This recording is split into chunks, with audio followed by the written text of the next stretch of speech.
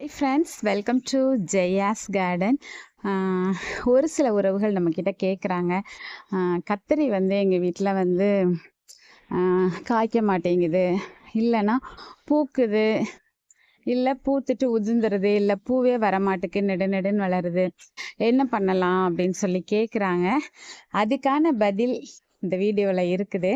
அதுக்கு முன்னாடி நீங்கள் ஜெயாஸ் கார்டன் சேனலை சப்ஸ்கிரைப் பண்ணலை அப்படின்னா சப்ஸ்கிரைப் பண்ணிக்கோங்க. அப்படியே பக்கத்தில் இருக்கக்கூடிய பெல் ஐக்கானை ஆல் ஆப்ஷன் போட்டு வச்சுக்கோங்க. அப்போ தான் நான் போடக்கூடிய வீடியோக்கள் உங்களுக்கு உடனுக்குடனே நோட்டிஃபிகேஷனில் வரும். ஃப்ரெண்ட்ஸ், வாங்க வீடியோக்குள்ளே போகலாம். நம்ம வீட்டில் ஏற்கனவே உங்களுக்கு தெரியும், 3 வருட காலமாக 400 செடிகள் வச்சுருந்தாலும் கத்தரி அப்படிங்கிறது வந்து நம்ம வீட்டில் அதிகமாக வளர்த்துருக்கோம் அப்படின்னு தான் சொல்லணும். போன வருடத்தில் மட்டும் 21 வகை கத்தரி வளர்த்தோங்க. இந்த வருடம் நம்ம அந்த அளவுக்கு போடலை. ஏன்னா நிறைய வந்துச்சு அப்படின்னா நம்மளும் அவ்வளோ சாப்பிட முடியாது, நம்ம மற்றவங்களுக்கு கொடுக்கறதும் பெரிய சிரமமாக போயிடுது. அதனால நம்ம 21 வகை கத்தரி போடலை. பட் 21 வகை இருக்குது அப்படிங்கிறத நம்ம மக்களுக்கு காமிச்சிருக்கோம். ஸோ நீங்கள் நம்மளோட பழைய ப்ரீவியஸ் வீடியோஸ் எல்லாம் பார்த்து அது என்ன 21 வகைங்கிறத தெரிஞ்சுக்கோங்க. நம்ம வந்து ஒரு மிஞ்சி போனால் ஒரு 5 வகை கத்தரி தான் வீடுங்க மார்க்கெட்டில் கிடைக்கும். பட் நம்ம பார்க்காத பல வகைகளை உங்களுக்கு நான் அறிமுகப்படுத்தியிருக்கேன். அவ்வளோதானா கத்தரி வகைகள் அப்படின்னா கண்டிப்பாக இல்லை. நம்முடைய பாரம்பரியமான கத்தரி ரகங்கள் கிட்டத்தட்ட 600 வரைக்கும் இருக்குது அப்படின்னு சொல்லி நான் கேள்விப்பட்டிருக்கேங்க. நான் இனி என்ன நினச்சிருக்கேன் அப்படின்னா, போன வருஷம் வளர்த்ததை இந்த வருஷம் வளர்க்காம புதுசாக அந்த மாதிரி ட்ரை பண்ணலாம் அப்படின்னா, இந்த வருஷம்லாம் வந்து நம்ம பாம்பு கத்தரி புதுசாக போட்டிருக்கோம், செவந்தம்பட்டி கத்தரி புதுசாக போட்டிருக்கோங்க. அது மாதிரி இன்னும் ஒரு சில இதெல்லாம் வந்து போடலாம் அப்படின்னு முடிவு பண்ணியிருக்கேன். இதெல்லாம் போடாமல் தான் போன வருஷம் நம்ம 21 வகை வளர்த்தோம். நம்ம வீட்டில் கத்தரியை பொறுத்த வரைக்கும் இலை போட்டு டிஃபன் சாப்பிடலாம், சோறு சாப்பிடலாம், அந்த மாதிரி தான் இலைகள் ஒவ்வொன்றும் வரும்போதே அவ்வளோ பெருசு பெருசாக தான் வருவாங்க. ரொம்ப பெருசாலாம் பிரச்சனைகளே இல்லாமல் அழகாக பூத்து குலுங்கி அவ்வளோ நல்லா வருவாங்க. முதல்ல நான் அவங்க கேட்ட கேள்விக்கான பதிலை சொல்லிட்டு அதுக்கப்புறம் நான் இதோட பராமரிப்புகள் எல்லாம் பற்றி உங்ககிட்ட பேசுகிறேன். எப்படி நிற்கிறாங்க பாருங்களேன் கத்தரி, அவ்வளோ நல்லா வரும். கத்தரி வந்து நம்ம கொஞ்சம் அதை வந்து கேர் கொடுத்தோன்னா போதுங்க. ஃபஸ்ட்டு நான் சொல்லக்கூடியது, அவங்க வீட்டு செடியை எனக்கு ஃபோட்டோ எடுத்து அனுப்பியிருந்ததில் நான் பார்த்த அளவுக்கு அந்த இலைகளெல்லாம் கொஞ்சம் இந்த அளவுக்கு பசுமையாக இல்லாமல் இருந்தது. நான் நினைக்கிறேன் நல்ல வெயில் இல்லாமல் இருக்குமோ, அதனால் அந்த மாதிரி இருக்குமோ அப்படின்னு எனக்கு தோணுச்சு. ஏன்னா அது வந்து நல்ல நெடுன்னு வளர்ந்துருந்தது. கிளைகள் அதிகமாக இல்லை, இலைகள் கொஞ்சம் பார்க்க டல்லாக தெரிஞ்சது. அப்போ போதுமான அளவுக்கு வெயில் இல்லை அப்படின்னு நான் நினைக்கிறேன். நல்ல எவ்வளோ நேரம் காலையிலேருந்து சாயந்தரம் வரைக்கும் வெயில் சுட்டரிக்கும் வெயிலில் கத்தரி செடிகளை வைங்க அப்படின்னு தான் நான் சொல்லுவேன். அதை கொஞ்சமாக நிழல் இல்லை, ஒரு 3 மணி நேரம் 4 மணி நேரம் தான் வெயில், அந்த மாதிரி இடங்களில் தயவு செஞ்சு வைக்காதீங்க. இந்த நாட்டு காய்கறிகள் எல்லாத்துக்குமே நல்ல வெயில் தேவை. அது மாதிரி அந்த ஷேர்நட் போடுறோம் இல்லையா, அதுலலாம் வைக்காதீங்க, நல்ல வெயிலில் வைங்க, சரிங்களா? கத்தரியை அது மாதிரி விதைகள் போட்டதுக்கு அப்புறமா அழகா வளர்ந்துரும். அதை வந்து நம்ம வந்து விதைகளுக்கு ஏதாவது பக்குவம் பார்த்து தான் போடணுமா அப்படிலாம் கிடையாது. நல்ல ஒரு மண்கலவை அது என்ன அப்படிங்கிறத நம்ம நிறைய வீடியோஸ் போட்டிருக்கோம். என்னை பொறுத்த வரைக்கும் 1:1:1 ரேஷியோ தான். தொழு உரம் ஒரு பங்கு, மண் ஒரு பங்கு, அதோட சேர்த்து தேங்காய் நார் ஒரு பங்கு போட்டுட்டு நீங்கள் வச்சிட வேண்டியதான். அதோட கொஞ்சமாக வேப்ப முன்னாக்க கலந்துக்கணும், வேற எதுவுமே தேவையில்லைங்க, சரிங்களா? இந்த மண்கலவை தான் நான் கொடுக்குறேன். 3 வருடம், இது 4வது வருடம் நல்ல சக்ஸஸ்ஃபுல்லாக என்னால் அறுவடை எடுக்க முடியுது.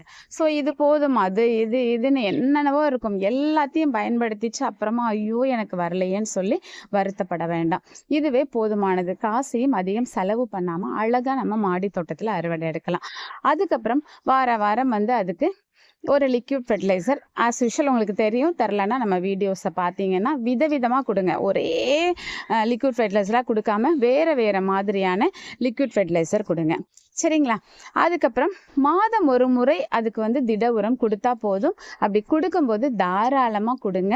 காஞ்சி நல்ல வெயிலையும் மழையிலையும் கிடந்த ஒரு தொழு உரமாகவோ அல்லது கம்போஸ்டாகவோ அல்லது அது என்ன மண்புழு உரமாக இருக்கலாம். ஆனால் மண்புழு உரம் அப்படின்னு சொல்லும்போது சில நேரங்களில் ஏமாறுறதுக்கு வாய்ப்பு அதிகம். முடிஞ்ச அளவுக்கு மண்புழு உரம் எப்படி இருக்கணும் அப்படின்னா, மண்புழுக்கள் இருக்கிறதா இருந்தால் அது சூப்பர் அப்படின்னு நான் சொல்லுவேன். என்னை பொறுத்த வரைக்கும் அதுதான் நான் பயன்படுத்திட்டு இருக்கேன். நம்ம ஒரு மண்புழு உள்ளே போட்டோம் அப்படின்னா அது பல ஆயிரம்லாம் சொல்ல முடியாது, லட்சக்கணக்கான மண்புழுக்களை உருவாக்கி அதன் மூலமா நம்மளுடைய மண் அப்படியே சும்மா பொல பொலன்னு ரவை மாதிரி இருக்கும், அவ்வளோ சத்தா மாறிக்கிட்டே இருக்கும். ஸோ அந்த மாதிரி பார்த்துக்கோங்க.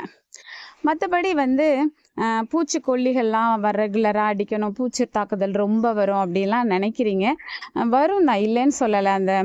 அது என்ன பூச்சி வருமே, ஐயோ டக்குன்னு வாயில் வரலையே, அந்த பூச்சி வந்து வரும், அரிப்பெடுக்குமே, அந்த பூச்சி கண்டிப்பாக அதில் வரும் தான். சில நேரங்களில் மாவு பூச்சி கூட வரும். அதுக்காக மெனக்கெட்டு நம்ம அது இதுன்னு ஏதாவது செய்ய முடியலை, செய்யறதுக்கும் நிறைய நம்ம வந்து வீடியோஸ் போட்டிருக்கோம், செய்ய முடியலை அப்படின்னா நம்ம ரெகுலராக பூச்சியே இல்லாதப்பையும் மருந்து அடிக்கணுமான தேவையில்லை. அப்படி நீங்கள் கண்ணில் பார்க்க, ஆனால் டெய்லி மைனூட்டாக பார்த்துட்டே வரணுங்க. பிரச்சனைகள் இருக்குன்னு தெரிஞ்சால் ஒரே நாளையில் அதை நீங்கள் வந்து அந்த இலைகளை ப்ரூன் பண்ணி தூர போட்டுட்டீங்கன்னா பிரச்சனை வராது. ஆனால் ஒரு வாரம் நீங்கள் கவனிக்காமல் விட்டுட்டு அதுக்கப்புறம் நீங்கள் அதுக்கு ப்ரூன் பண்ணீங்க அப்படின்னா கண்டிப்பாக அது வந்து திரும்ப ரெக்கவர் ஆகி வர்றதுக்கு கஷ்டமாயிடும். இப்போ அதுக்கு ஒரு உதாரணம் கூட, நம்ம வீட்டில் ஒரு செடி வச்சிருக்கேன். இது நமக்கு ஒரு சகோதரி கொடுத்தது தான்.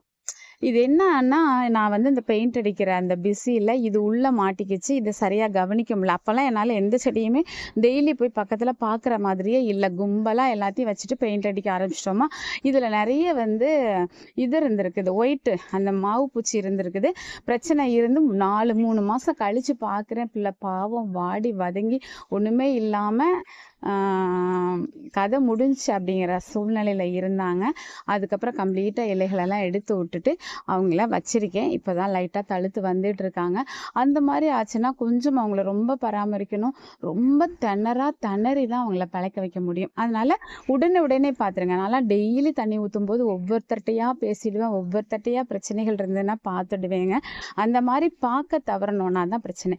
மற்றபடி வேறு எதுவுமே இல்லைங்க. நல்ல ஒரு தொழு உரம், நல்ல ஒரு லிக்விட் ஃபெர்டிலைசர், நல்ல வெயில், இதுவே கத்தரி செடிக்கு போதுமானது.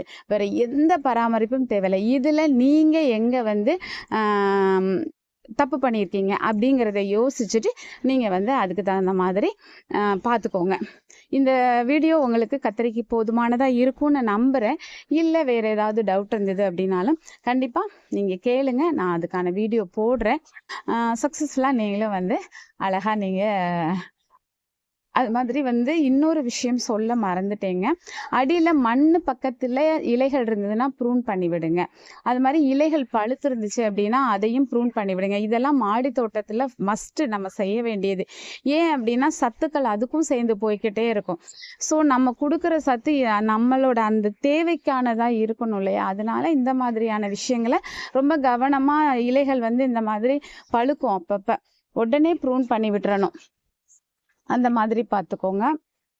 நல்ல வெயில் மட்டும் இருந்துச்சுனாவே சூப்பராக வருங்க. நல்ல உரம், அந்த பராமரிப்பு.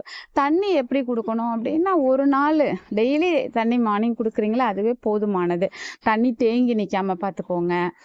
அந்த மாதிரி நல்ல ஹோல்ஸ் இருக்குதா, ட்ரைனேஜ் வந்து கரெக்டாக இருக்குதா, அதெல்லாம் பார்த்துட்டு நீங்கள் வச்சிங்க அப்படின்னா கத்திரியில் எந்த பிரச்சனையும் இல்லாமல் சக்ஸஸ்ஃபுல்லாக உங்களோட ஹார்வெஸ்ட் வந்து நீங்கள் வீட்டுக்கு தேவையை விட அதிகமாக கத்திரியில் வந்து நீங்கள் அறுவடை எடுக்கலாம். இந்த வீடியோ உங்களுக்கு பிரயோஜனமாக இருந்திருக்கும்னு நம்புகிறேன். பிடிச்சிருந்தா லைக் பண்ணுங்கள், ஷேர் பண்ணுங்கள், கமெண்ட் பண்ணுங்கள், மறக்காமல் சப்ஸ்கிரைப் பண்ணி சப்போர்ட் பண்ணுங்கள். ஓகேம்மா, happy gardening, take care, bye bye, see you மா.